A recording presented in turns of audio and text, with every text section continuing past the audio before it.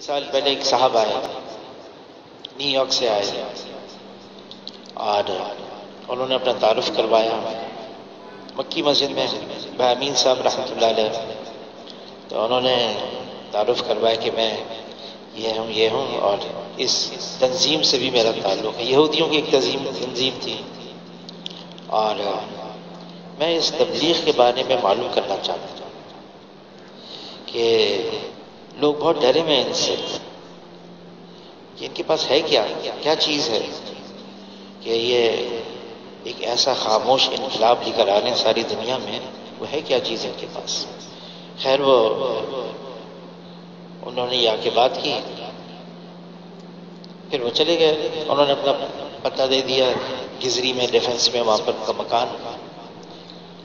تو ان کا فون آ گیا کہ آپ اگر کچھ ساتھی بھیجیں تو میں اسے کچھ سوالات کرنا چاہتا ہوں. تو بھائی امین صاحب رحمۃ اللہ علیہ نے مجھے اور ایک سرکاری بڑے افسر تھے اس وقت، اب تو وہ خیر وہ بھی ریٹائر ہو گئے، تو ان سے کہا کہ آپ دونوں جو ہیں ان کے گھر چلے جائیں. پتہ لے لیا، گاڑی میں گئے. تو جب گاڑی میں پہنچے تو وہ گھر میں اطلاع ملی وہ تو ہے نہیں، وہ تو واک کے لیے گئے. تو خیر ان کو فون کیا کہ بھئی ہم آپ کے گھر پہنچ گئے ہیں، آپ کو سوالات کرنے تھے. تو انہوں نے کہا ہاں میں آ رہا ہوں بھی، آپ وہیں کھڑے رہیں. اتنے میں دیکھا کہ وہ اتنی سی انہوں نے وہ چڈی پہنی ہوئی تھی اور اتنا بڑا کتا ان کے ساتھ. خیر وہ کہنے ابھی میں چہل قدمی کر کے آیا ہوں. خیر وہ اندر بھی بلاتا ہوں. خیر شلوار قمیض انہوں نے پہنی اس حال میں اور پھر ہمیں اندر بلایا. انہوں نے کہا کہ آپ کا منشور کیا ہے؟ تو ہمارے جو تھے صاحب میرے برابر میں جو ساتھ گئے تھے انہوں نے 6 نمبر بیان کیے. 6 نمبر بیان کیے تو انہوں نے انگریزی میں کہا ویری ان امپریسو. میں سے متاثر نہیں ہوا. رائے ونڈ کہاں ہے؟ تو انہوں نے بتایا وہ اس طرح سے رائے ونڈ ہے، یہ ہے ادھر. تو کہا میں وہاں جاؤں گا. اچھا ٹھیک ہے، جب آپ جائیں تو ہمیں بتا دیں. ہم واپس آ گئے مکی مسجد. اب پہنچے ہی مکی مسجد، ان کا فون آ گیا کہ میں ابھی جاؤں گا رائے ونڈ. ابھی تو رات کو کہا 1 بجے کا میں نے جہاز وہ کا بکنگ کروا دی، رات کے 1 بجے ہی پہنچ جاؤں گا.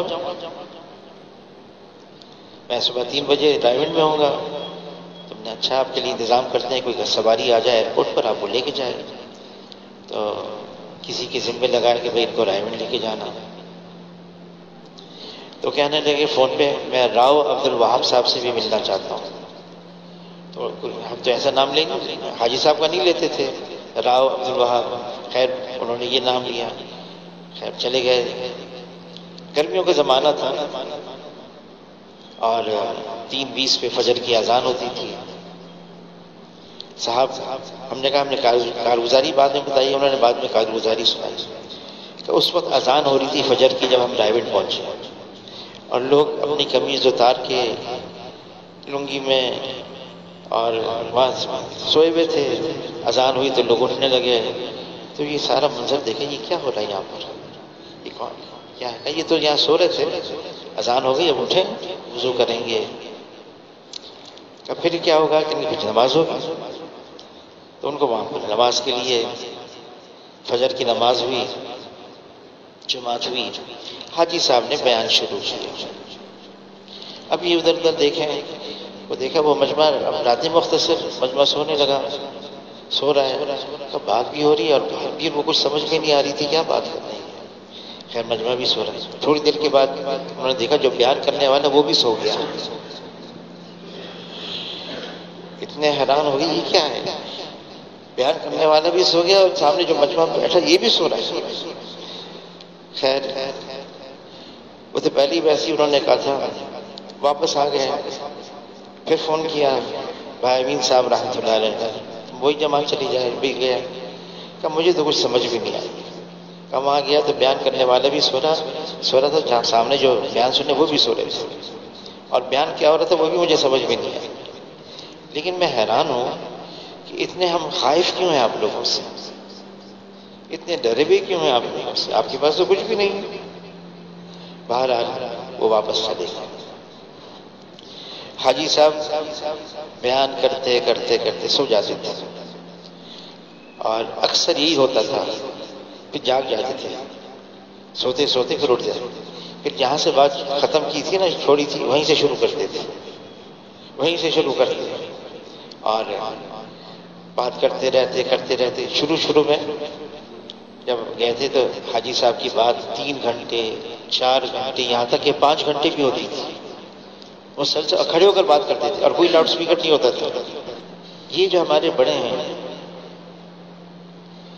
انہوں نے جو زندگیاں گزاری ہیں، جس مشقت اور مجاہدے کے ساتھ، ہمیں اندازہ نہیں ہے۔ جب رائے میں جب جاتے تھے، شروع میں جب پہلی دفعہ گیا 69 میں، کوئی پنکھا نہیں، ایک بلب جلتا تھا بیچ میں بس، اور مشکل سے اس کی روشنی ہوتی تھی، اسی روشنی میں ہم قرآن کی تلاوت کرتے تھے رات کو، اور وہاں پر پینے کے لیے مٹکے میں پانی ہوتا تھا، کنویں کا پانی ہوتا تھا کھارا، باہر کوئی ہوٹلیں نہیں تھی،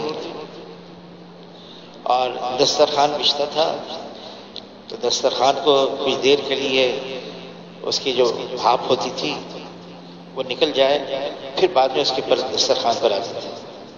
پھر ٹین کے ڈبے تھے ڈالڈا کے زنگ آلود، اس میں پانی ہوتا تھا پینے کے لیے، اور روٹی اتنی موٹی کئی جگہ سے کچی ہوتی تھی، اور سالن بالکل پانی کی طرح۔